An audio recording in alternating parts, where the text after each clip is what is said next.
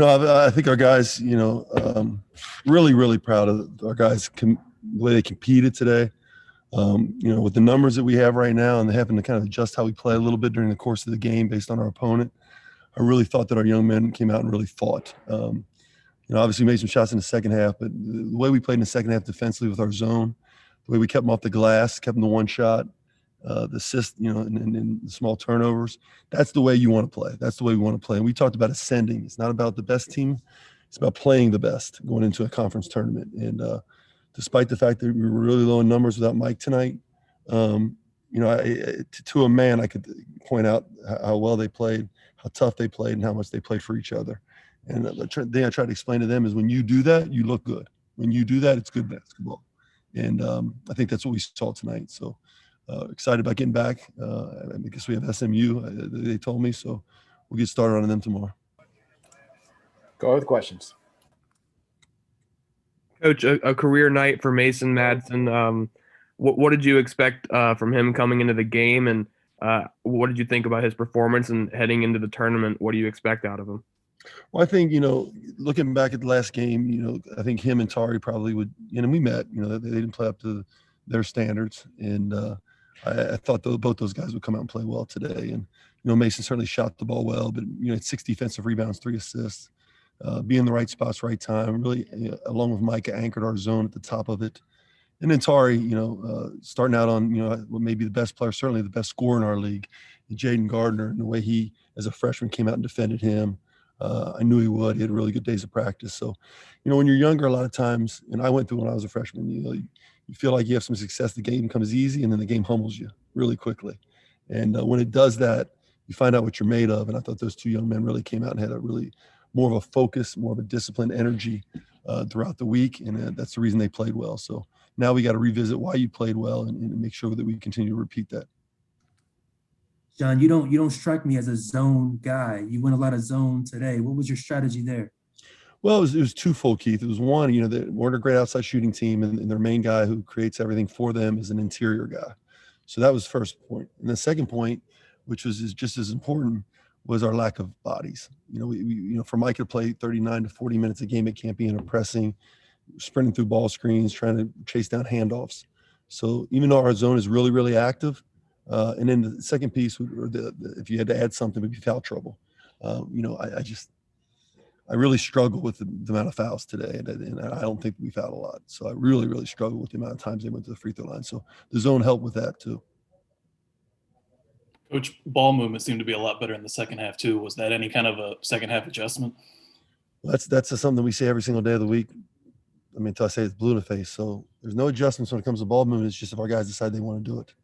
And when the ball hops and we make shots go in, it develops more of a chemistry and it evolves more. But I thought we went back to a little flow game action. I thought that helped. Our regional offense helps with that.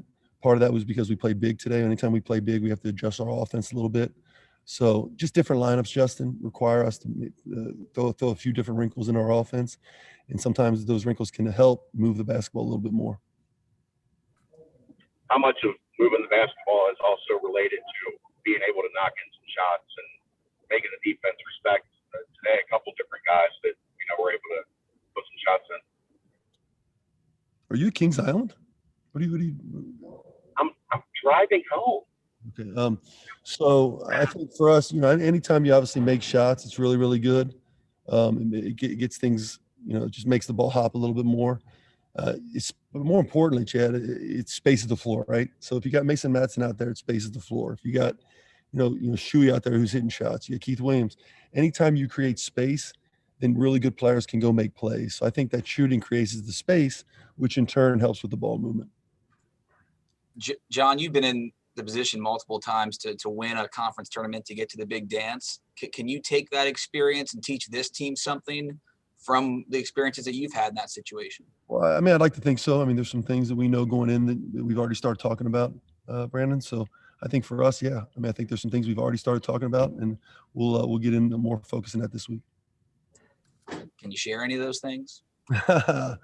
Not before I share all of them with our guys. I think, again, the biggest thing is playing well. I just don't, in conference tournaments especially, and listen, Houston's the best team in our league. Wichita won the regular season. I think we'd all agree a top 10 team in the country. And I don't think it's always just the best team that wins. It's all the time the team that's playing the best. And we're not the NBA, so there's no series here. It's a one-game deal, one-off, and we got to be our best on Friday afternoon. Coach, you had a 9-0 run in 45 seconds in the second half. Is that a product of good coaching? Yeah, I think that was a major adjustment. I said, guys, let's just go out and have a 9-0 run as quickly as we possibly can. And they said, okay. So, no, it's our guys are understanding what they need to do to be successful and what they need to look good. And I was really appreciative of Keith Williams tonight. I thought Keith Williams' second half, I wasn't appreciative of the technical. Right now he's got quite a few more technicals than I do, which is why he sat on the bench for so long. The way he played in the second half was really, he's really getting used to playing with those young guys. And I think the way they played together was really good. Jaden Gardner, he got his points, but he didn't dominate the glass like he typically does. What was key there? Keith, it's a great point. To be in the zone, you think he would, and it certainly wasn't a product of his lack of energy. And again, when you go 19 for 55, there's a lot of opportunities to go get an offensive rebound. I just thought Jeremiah Davenport, Chris Vogt, Tari Eason, Keith Williams, Mamadou, all those guys down there on the bottom of the zone did a phenomenal job of making sure that they got to the 50-50 balls, and JD was just chasing balls down. I just thought it was our guys' effort and energy. I really do, because you really have to match Jaden's. We saw Mikey was there on the bench. What can you tell us about his status? We tried to go. He just couldn't. We tried to have him go. I didn't want to play Micah another 40 minutes. I just don't think it's good. Mike tried and just wasn't capable of doing it. So we'll reevaluate it tomorrow. I do think he'll be okay by Friday, but we'll see.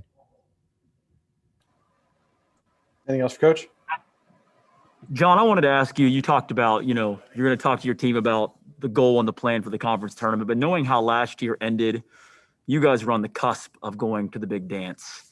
How much do you think your team wants to try to get there? How much more do you think they want it, knowing that last year you didn't even get a shot to go? Jeremy, I think it'd be a good story to say you tie it in both, but I just, last year we were going, and I think our guys knew that and they were excited about it.